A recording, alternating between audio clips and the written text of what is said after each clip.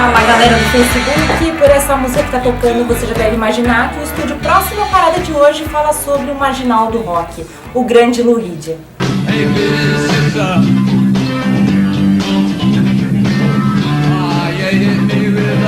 Ele foi um dos caras mais influentes da música pop com a sua banda, o Velvet Underground.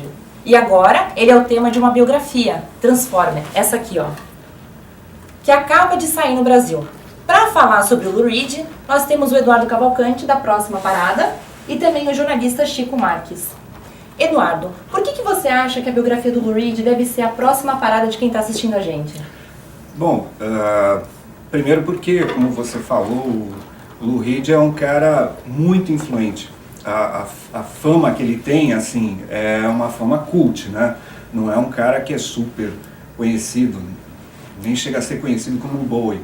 Mas é um cara que foi muitíssimo importante para o rock. Tanto que muita gente compara, muitos críticos comparam o Velvet Underground, a influência do Velvet Underground, à influência dos Beatles, né? Tem gente que acha até que o Velvet foi até mais importante. E o Lou Reed foi o cara que fez a banda e tal. E só por isso já valeria a pena, mas essa biografia, por explicar como foi a vida dele, como ele fez o grupo e tal, mas ele é um cara que teve uma vida bastante colorida, digamos assim, né? Ele tem várias fases e várias personalidades, ele mesmo era um personagem e, assim, a história dos personagens não eram necessariamente reais, né? E o livro mostra como é que o Lou fazia esses personagens, né? É um negócio bastante interessante. Legal. Chico, o que você acha que os discos deles têm de tão diferente dos outros músicos de rock?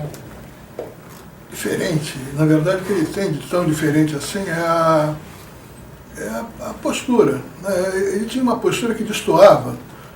No começo dos anos 70, né, quando o Lou começou a carreira solo, quando acabou o Velvet Underground, ele saiu solo, existia na época um boom de singer-songwriters, né, cantores, compositores que também eram cantores. I've seen fire and I've seen rain. I've seen sunny days that I thought would never end. E o Lou estava inserido nesse contexto, só que a postura dele era totalmente avessa, quer dizer, totalmente atípica, né? Uma postura bem diferenciada. Ele era sombrio,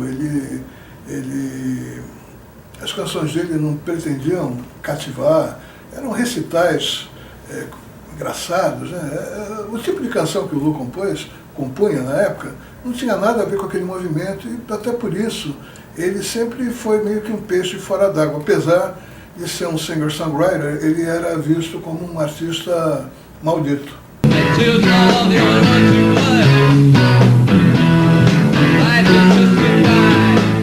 Na verdade, de maldito ele não tinha nada, ele era um cara bastante focado, né? O trabalho dele era bem focado.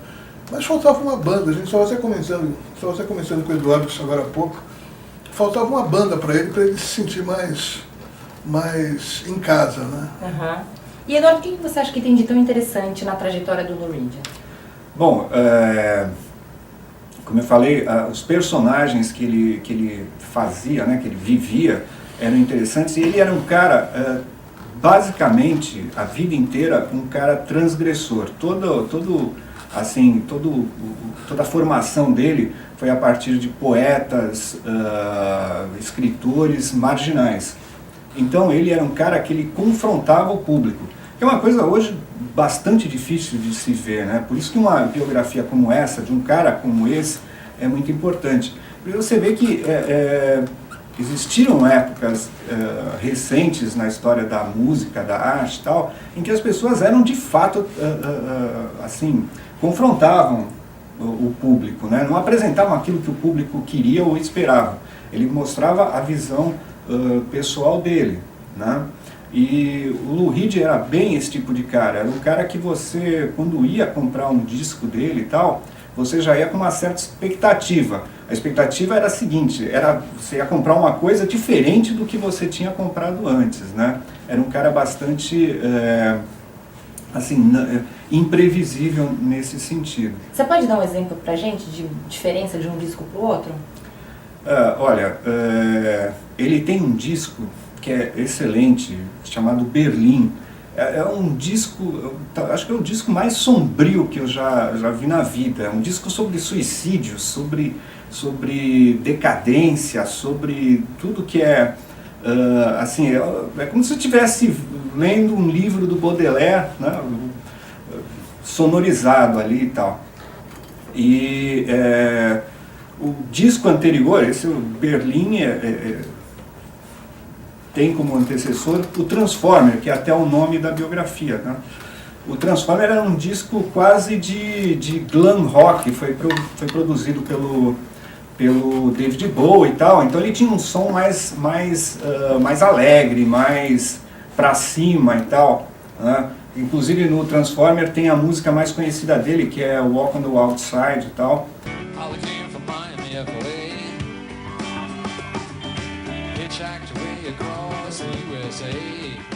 E tem Vicious, que é essa música que você entrou dançando aqui no estúdio e tal. Então, são coisas, são discos completamente diferentes, tá? Legal. E assim vai, cada disco dele é um negócio mais surpreendente do que o outro, às vezes. Legal. Chico, ele teve uma relação bastante interessante com outros artistas, né? Como é que foi isso? Fala um pouquinho pra gente, por favor. Teve, principalmente com Andy Warhol, né, que era o grande mentor dele. Mas o Lou, ele sempre foi um cara... A carreira dele... Bom, ele veio de uma família judaica lá de New Jersey, muito tradicionalista, né, que não aceitava algumas posturas de vida dele. Ele queria ser artista, a família não queria deixar, queria que ele fosse dentista, se não me engano. E ele saiu se aventurando, ele foi para Nova York, ele trabalhou um tempão como compositor de aluguel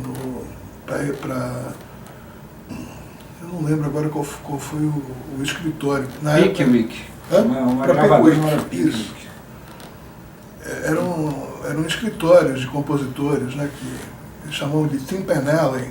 Era um beco lá no centro de Nova York, onde se concentravam os escritórios de compositores. Gente que ia lá, batia ponto e ficava compondo das 9 às 5 canções de sucesso para artistas que eram representados por empresários que tinham escritórios ali naquele mesmo prédio. Quer dizer, ficava tudo meio que concentrado ali na Tin Pan Alley, que eles chamavam. Era um modelo antigo de música em Nova York, né? Até os anos 60 ainda funcionava a Tin Pan Alley, depois acabou. Mas o Lou, ele trabalhava como compositor de aluguel, deve ter composto muita coisa que ninguém imagina que seja de autoria dele, para artistas bem obscuros, né?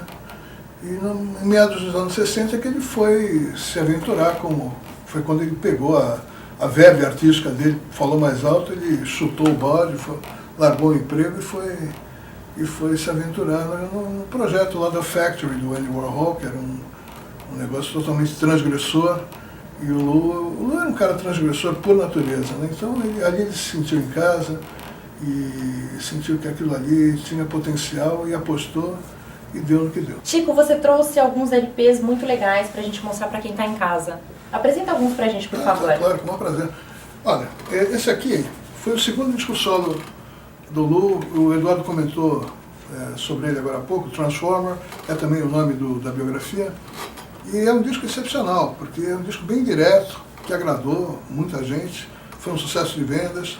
A RCA ficou felicíssima, começou a pedir para o Lou tentar repetir mais ou menos o padrão que ele adotou nesse disco. E o Lou, sempre do contra, disse que não, né?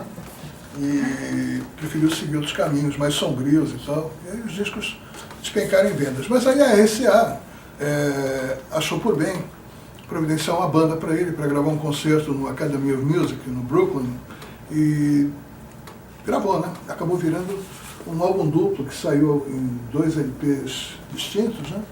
Rock and Roll Animal, Lou Reed Live. São discos de 1975, 74 para 75. São espetaculares, são um panorama de carreira assim, onde o Lou passa limpo a carreira, o repertório principal dele de uma maneira bem vigorosa, com uma banda truculenta, assim, uma banda de rock, de heavy rock de primeira linha, gente muito boa. Em seguida ele veio com esse disco, que é uma obra-prima, na minha opinião, que é o Coney Island Baby, uma maravilha, canções lindíssimas, da primeira à última canção. É um disco cativante, canções de amor, né? E a maioria dos fãs do Lulu não achou muito legal, mas eu gosto. Você falou que ele era estranho, maluco, e ele gravou essas canções de amor, então. Porque ele, na época que ele gravou esse disco, ele era casado com um travesti. Pra vocês tiverem uma ideia da... Tava muito normal, né? Canções de amor só. Um travesti chamado Rachel. Ele, inclusive, dedica a maior parte das canções para Rachel. Mas aí teve outros... A carreira dele tomou outros caminhos, ele mudou de gravadora, foi para a Arista, gravou vários discos muito estranhos na Arista, mas como ele era um artista, como na Arista ele era um artista de primeiro time, assim, do primeiro escalão da gravadora, ele podia tudo. Esse disco aqui, o Eduardo não gosta muito dele, mas eu gosto. Não gosta? É o Growing Up in Public. É um disco que é praticamente uma autobiografia. Ele conta a história da vida dele nas 6 ou 7 primeiras músicas, e depois ele fala sobre a vida atual dele. Tem umas canções muito engraçadas, uma chamada The Power of Positive Drinking, poder de beber positivamente. É bem legal, é um disco bem interessante. Esse aqui é outro grande disco, The Blue Mask, onde ele abre já fazendo uma referência ao Delmore Schwartz, que era o mentor intelectual dele, professor da Columbia University, grande poeta americano, faleceu há pouco tempo. E o Lou, ele devia muito, em termos de formação artística, ao Delmore Schwartz. Foi o Delmore Schwartz que praticamente iniciou ele na poesia, na melhor poesia que ele podia conhecer, né? E ele sempre seguiu os passos do Delmore Schwartz. Quando o Delmore morreu, ele fez esse disco em homenagem a ele, e também em homenagem a uma mulher. Ele casou com uma mulher. Ele casou com um travesti e depois com uma Agora mulher. com uma mulher. Ele escreveu uma música chamada I Love Women. Eu amo as mulheres. E é muito legal. É um belo disco, o The Blue Mask.